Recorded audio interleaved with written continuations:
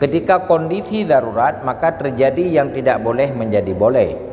Apakah kebolehan itu terus menerus? Tidak. Dia berlaku deadline. Ada limit. Nah, kita lihat teori kedua. Ma ubiha li daruratin yuqadaru biqadariha. Sesuatu yang dibolehkan karena darurat, maka kebolehan itu berlaku limit, berlaku waktu, tidak terus menerus. Baru pertanyaan hukum, peserjana muslim yang lain tengut. Ho imbah je indri. Pakon natagop habi taco. Pakon hantajak kedih bak yang na serjana muslim. Itu baru kembali kebijakan politik. Menyamanan ketika sesuatu dikait dengan politik, real hukum hilang. Ketika hukum bertentangan dengan kepentingan politik, biasa hukum hilang, yang menang adalah politik. Itanya nyo ke korban, rakyat korban.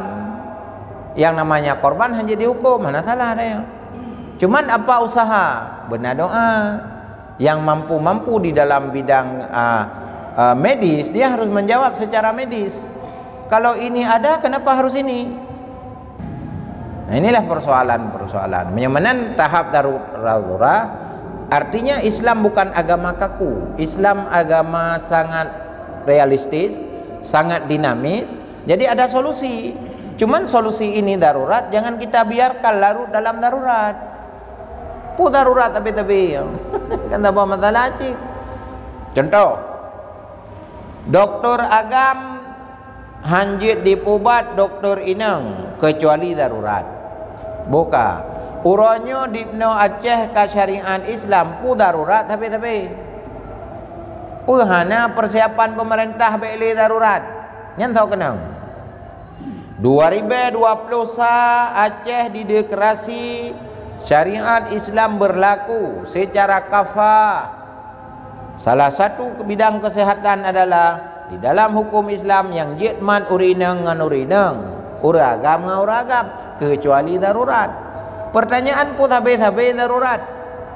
K20 tahun berlaku syariat, pakan darurat tapi pun sampai kiamat darurat. Cingin lahir anu urineng daya rumah sakit, tahu apa? Bukti ya. Jadi inilah perkara-perkara, maka tugasnya berusaha bersama-sama. Kalau darurat memang diterima, tapi bak darurat habis-habis yang yang pakai dah. Yang ke mungkin dah habis-habis darurat teman. Pohan dosa dicit tau.